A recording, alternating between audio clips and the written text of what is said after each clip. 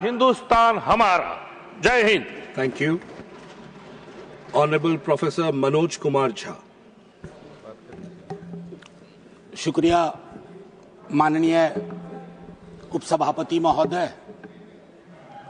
सदन का जिन किसी ने इस पर चर्चा की कोशिश शुरुआत की, इस आइडिया को भी सलाम प्रणाम। एक चीज शुरुआत में कहना चाहता हूं, हरिवंश राय बच्चन जी की आत्मकथा का एक खंड है पहला, जिसका शीर्षक है क्या भूलूं क्या याद करूं। तो मेरे लिए यह अवसर 150वीं वर्षगांठ या सालगिरह इस खूबसूरत गीत का एक अवसर भी है आकलन करने का। माननीय वाइस चेयरमैन साहब, ये बिला वजह नहीं है कि वर्षगांठ में एक शब्द है गांठ और सालगिरह में एक शब्द है गिरह। तो ये गिरह और गांठ को समझे बगैर 150वीं साल का उत्सव गान, उत्सव मैं समझता हूं आधा अधूरा होगा, बेईमानी होगी हम सबके बिहाफ पे। मैं क्रमशः कुछ बातें आपके समक्ष रखूंगा, कोशिश करूंगा कि मेरी बातों से किसी को कष्ट ना हो। इसलिए नहीं कि मेरे पास कष्ट पहुंचाने का कारण नहीं है, बल्कि इसलिए कि कष्ट पहुंचाने में ही इस देश की ऊर्जा जा रही है। जिन ओहदेदारों को मलहम लगाना चाहिए वो नमक की बोरी लेके जख्मों पे छिड़कते हैं। तो इस परिपाटी को बंद करने की चेष्टा होनी चाहिए। मुझे स्मरण है कि कई साथियों से जब बात होती है, सत्ता पक्ष के भी हैं, वो भी ऐसा ही विचार रखते हैं। गर्व की बात है कि क्योंकि ये गीत हमारी सांस्कृतिक और भावनात्मक एका पहचान का प्रतीक। बंगाल में लिखा गया लेकिन सरहद पार कर गया, सिर्फ इसलिए नहीं कि इसके बोल बहुत अच्छे थे। इस गीत के स्पिरिट को देखिए, इस गीत का स्पिरिट बंगाल से पंजाब पहुंचता है, जहां इसको जानने वाले लोग नहीं थे, इसके शब्दार्थ को, भावार्थ को समझ रहे थे। इसलिए मैं कह रहा हूं कि विविधताओं के बावजूद बहुलवादी संस्कृति इस देश का हिस्सा रही है। हम ऐसे ही पले बढ़े हैं। कोई नुक्कड़, कोई गली, कोई गांव नहीं है जहां हमने हिंदू, मुसलमान, सिख, ईसाई, नास्तिक ना देखे हों। आजादी की लड़ाई में सबका योगदान, हिंदू, मुसलमान, सिख, ईसाई और नास्तिक भी। अपने जीवन के एक बड़े हिस्से में मैं भी नास्तिक, जब मैंने भगत सिंह को पढ़ा, मैं नास्तिक क्यों, तो मुझे गर्व होता था कि भगत सिंह वाली परंपरा। एक चीज मैं इससे पहले कि कहूं, एक महत्वपूर्ण चीज कहना चाहता हूं। मैं इस सदन में जितनी बार बोला हूं, नेहरू जी जरूर यहां चर्चा में आते हैं। जवाहरलाल नेहरू। सर, मैं कांग्रेस का नहीं हूं, लेकिन अपने को नेहरूवादी मानता हूं, गांधीवादी मानता हूं, अंबेडकरवादी मानता हूं, और परस्पर विरोध नहीं है। इनका तब के वक्त में विरोध था, लेकिन मैं आज कह रहा हूं, अगर कोई ऐसी व्यवस्था हो कि ये पृथ्वी पे आएंगे ना, तो एक मोर्चा बना लेंगे एक साथ मिलकर। आज की हकीकत के संदर्भ में मैं क्यों कह रहा हूं, एक छोटी चिट्ठी, आजकल चिट्ठियां पढ़ी जा रही हैं सर, लेकिन चिट्ठियां पढ़ने में लोग थोड़ी बेईमानी कर रहे हैं। सेमीकोलन के बाद का हिस्सा पढ़ते हैं, पूरा पत्र नहीं पढ़ते हैं। अमृता शेरगिल जी जवाहरलाल नेहरू जी को लिख रही हैं। यह है नवंबर 6, 1937। सर गौर कीजिएगा, बहुत प्यारी खूबसूरत चिट्ठी है। यह चिट्ठी कहती है, उनकी किताब मिली थी आत्मकथा। यह चिट्ठी कहती है, my dear Jawahar, as a rule I dislike biographies and autobiographies. They ring false, pomposity or exhibitionism. But I think I like yours. You are able to discard your hello.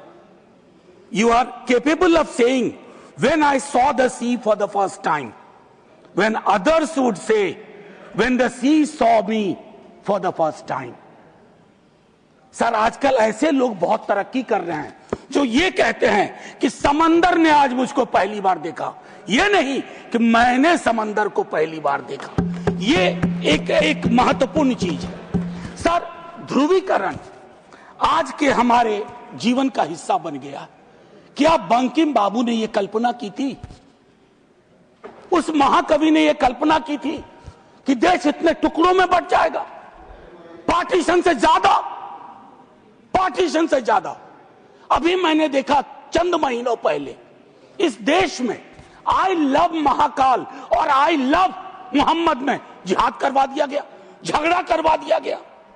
I can love every God simultaneously, yet I want to remain in peace, in prosperity, seeking justice and getting it. ये रवायत क्यों खत्म हो रही है? Sir येन केन प्रकारेण चुनाव जीत जाए, मैं बधाई देता हूं। चुनाव जीतना एक कला है, हो सकता है ये इस कला में आप निष्णात हो, लेकिन सर मैंने कहा तो मैं चोट नहीं पहुंचाऊंगा, लेकिन चुनाव जीत जाए और देश हार जाए, देश टुकड़ों में बंट जाए, गलियों गलियों में नफरत की फसल हो, ये कौन सा वंदे मातरम है? ये कौन सा वंदे मातरम है? मैं सिर्फ ये कहना चाहता हूं, चुनाव जीतने की कई पद्धतियां हैं। कुछ पब्लिक को पता है, कुछ अभी नहीं पता है, आने वाले दिनों में पता चल जाएगा, क्योंकि इस मुल्क में कोई सीक्रेट बहुत दिन छुपता नहीं है। लेकिन एक चीज जो सबके सामने उजागर है कि आप चुनाव के वक्त, चुनाव से पूर्व, चुनाव के दौरान आप किस प्रकार की जुबान बोल रहे हैं।